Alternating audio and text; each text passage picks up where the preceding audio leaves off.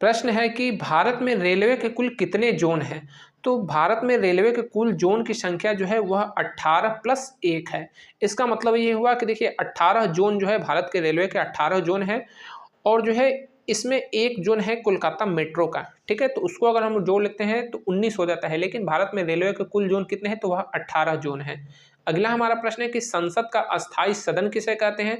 तो संसद का अस्थायी सदन जो है राज्यसभा है, क्योंकि जो राज्यसभा है इसको भंग नहीं किया जा सकता है, जबकि लोकसभा को कभी भी भंग किया जा सकता है। इसीलिए जो है लोकसभा को अस्थायी और जो है राज्यसभा को परमानेंट सदन कहा जाता है। अगला आपका प्रश्न है कि मिजोरम की राजधानी क्या है। तो मिजोरम की राजधानी आइजोल है। अगला प्रश्न है कि यूरोपियन यूनियन का मुख्यालय कहाँ है। यूरोपियन यूनियन का मतलब कि जो है ईयू जो कहा जाता है ना, ईयू, आपने कई बार न्यूज़पेपर में पढ़ा होगा कि ईयू, तो ईयू का फुल फॉर्म होता है यूरोपियन यूनियन। इसका हेडक्वार्टर जो है बेल्जियम की राजधानी ब्रसेल्स में है, ठीक है। बेल्जियम की राजधानी ब्रसेल्स में जो है यूरोपियन यूनियन का हेडक्वार्टर है। यह जो है यूरोप के कंट्रीज से जुड़ा हुआ है। अगला आपका प्रश्न है कि भारत की सीमा कितने देश से लगी है। तो भारत की जो सीमा है वह 7 देशों से लगी है। भारत की सीमा जो है, अंतर्राष्ट्रीय सीमा जो है वह 7 देशों से लगी है, जिसमें से अफगानिस्तान हुआ, पाकिस्तान हुआ, म्यांमार हो गया, चाइना हो गया, भूटान हो गया, नेपाल हो गया। तो ये मतलब कुल मिला के बांग्लादेश हो गया। तो 7 कंट्रीज हैं। अगला प्रश्न है कि पृथ्वी का पलायन वेग कितना है।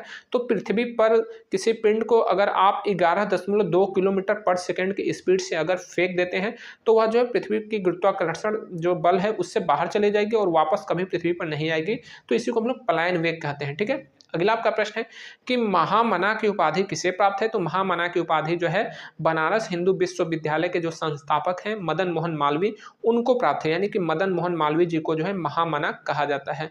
अगला आपका प्रश्न है कि ध्वनि की चाल सबसे ज्यादा किस द्रव्य में होती है। तो ध्वनि की चाल सबसे ज्यादा जो है ठोस में होती है, ठीक है। जब भी कोई ठोस पदार्थ हो तो उसमें ध्वनि बहुत तेज गमन करती है। उसके बाद जो है द्रव्य में उसकी स्पीड थोड़ी कम हो जाती है, गैस में उसकी स्पीड काफी कम हो जाती है। अगला आपका प्रश्न है कि ग्राम सभा की बैठक एक वर्ष में कितनी बार की जाती है। तो वीडियो के लिए क्वेश्चन काफी अच्छा है, बहुत ही इंपॉर्टेंट है कि ग्राम सभा की जो बैठक है वह एक वर्ष में 2 बार की जाती है। जो ग्राम सभा है तो उसकी पहली बैठक जो है आप रबी के जब फसल की कटाई हो जाती है तब होती है, और दूसरी बैठक जो है खरीफ की जो फसल की जो कटाई हो उसके बाद होती है। तो एक वर्ष में जो है 2 बार होती है। अगर क्वेश्चन हो जाता है कि ग्राम पंचायत की जो है बैठक एक वर्ष में कितनी होती है, तो ग्राम पंचायत की बैठक एक वर्ष में जो है 12 बार होती है, यानी कि एक महीने में एक बार उसका बैठक होना अनिवार्य होता है। हमारा अगला प्रश्न है कि भारत का संविधान कब लागू हुआ। तो भारत का जो संविधान है वह लागू हुआ 26 जनवरी 1950 को, ठीक है। 26 जनवरी 1950 को हमारा संविधान लागू हुआ। 26 नवंबर 1949 को जो है संविधान रेडी हो गया था, लेकिन उसको 26 जनवरी 1950 को लागू कर दिया गया। नेक्स्ट हमारा क्वेश्चन है कि जिले में राजस्व का सबसे बड़ा अधिकारी कौन होता है। तो जिले में राजस्व का सबसे बड़ा अधिकारी होगा कलेक्टर, ठीक है। क्या कौन होगा, तो ये कलेक्टर होगा। और अगर जिले में कलेक्टर नहीं है तो वह डीएम होगा, क्योंकि डीएम को ही कलेक्टर का भी पावर दिया जाता है। इस बात को आप लोग ध्यान दीजिएगा। जब आप वीडियो बनेंगे तो राजस्व विभाग से आपका काफ़ी ज़्यादा काम रहेगा, तो फिर वहाँ पे जो राजस्व विभाग का सबसे बड़ा अधिकारी आपका जिले का होगा वह कलेक्टर कहलाएगा। जैसे बड़ा जिला होता है तो वहाँ पे कलेक्टर अलग हो जाता है, डीएम अलग हो जाता है, लेकिन अगर छोटा जिला होता है तो डीएम को ही कलेक्टर का भी पावर दे दिया जाता है। अगला आपका प्रश्न है चकबंदी का मुख्य उद्देश्य क्या है। तो चकबंदी का मुख्य उद्देश्य है भूमि सुधार। जी हाँ दोस्तों, भूमि सुधार के लिए ही चकबंदी लाया गया था। कहने का मतलब कि अगर किसी व्यक्ति का जमीन है, कोई भूमि है जो कि 4-5 जगह है, तो चकबंदी का फायदा होता है कि सरकार जो है उसके 4-5 जगह की भूमि को जो है उसका माप करके एक जगह पे उसकी भूमि दे देती है, तो वह उसको खेती करने में आसानी होती है। तो चकबंदी का यही मुख्य उद्देश्य है। अगला प्रश्न आपका हिंदी से है कि सूरज का तत्सम क्या होगा। तो सूरज जो है यह तद्भव शब्द है और सूरज का तत्सम होगा सूर्य। अगला आपका प्रश्न है कि उत्तर प्रदेश पुलिस का आदर्श वाक्य क्या है। तो उत्तर प्रदेश पुलिस का आदर्श वाक्य है सुरक्षा आपकी संकल्प हमारा। अगला आपका प्रश्न है कि भारत का सबसे नया रेलवे डिवीजन कौन सा है। तो जो नया सबसे रेलवे डिवीजन बना है, ठीक है, डिवीजन ही है, ठीक है, जोन नहीं है, डिवीजन, तो उसको कहा जाएगा जम्मू रेल डिवीजन। जी हाँ दोस्तों, जम्मू कश्मीर का विकास करने के लिए जो है जम्मू रेल डिवीजन नया बनाया गया है। अभी 2025 में इसका लोकार्पण हुआ है। अगला प्रश्न है कि ब्लॉक को हिंदी में क्या कहते हैं। तो यह जो है वीडियो के लिए काफ़ी ज़्यादा इंपॉर्टेंट वीडियो है, आप लोग इसको जरूर से जरूर देखिएगा, ठीक है। ब्लॉक को हिंदी में हम लोग क्या कहते हैं। तो ब्लॉक को हम लोग हिंदी में विकास खंड कहते हैं। उत्तर प्रदेश में इसको विकास खंड कहेंगे। अगर बिहार में आप लोग रहते हैं तो बिहार के परिप्रेक्ष्य में बात किया जाए तो इसको विकास खंड को जो है प्रखंड कहा जाएगा, ठीक है, प्रखंड। जबकि तहसील जो कि उत्तर प्रदेश में तहसील कहा जाता है, तो उसको जो है तहसील को बिहार में अनुमंडल कहा जाता है। तो इस वीडियो में आपको सारी जानकारी मिल जाएगी कि ब्लॉक, तहसील, जिला में क्या अंतर होता है, डीएम, एसपी, डीजे कौन होता है, क्योंकि ये छोटे छोटे बेसिक चीज़ें हैं लेकिन बहुत कम लोगों को पता होता है इसके बारे में सही नॉलेज। नेक्स्ट आपका क्वेश्चन है कि उत्तर प्रदेश में कुल कितने विधानसभा की सीटें हैं। तो उत्तर प्रदेश में विधानसभा की सीटें जो है 403 है, ठीक है, 403 विधायक उत्तर प्रदेश में चुने जाते हैं।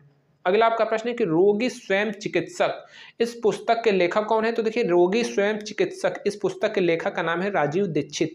जी हाँ दोस्तों, राजीव दीक्षित जो कि बहुत ही महान व्यक्तित्व के धनी व्यक्ति थे, बहुत ही अच्छे व्यक्ति थे, बहुत ही एक जो है स्वदेशी बातें करते थे और प्रखर वक्ता थे। तो ये जो है रोगी स्वयं चिकित्सक नामक पुस्तक का इन्होंने लेखन किया है। और जो है राजीव दीक्षित हमेशा हमारे दिलों में अमर रहेंगे। दुर्भाग्यवश जो है इनका बहुत ही युवा अवस्था में जो है निधन हो गया। अगला आपका प्रश्न है कि गांव का प्रथम नागरिक किसे कहते हैं। तो गांव का प्रथम नागरिक हम लोग ग्राम प्रधान कहते हैं, ठीक है। जो उत्तर प्रदेश में जो गांव का प्रथम नागरिक कहलाएगा वह ग्राम प्रधान कहलाएगा। मध्य प्रदेश में गांव का प्रथम नागरिक जो है उसको हम लोग सरपंच कहेंगे। अगर बात की जाए राजस्थान, हरियाणा, छत्तीसगढ़ और भी उधर के जो राज्य हैं उसको जो है गांव का प्रथम नागरिक सरपंच ही कहलाता है।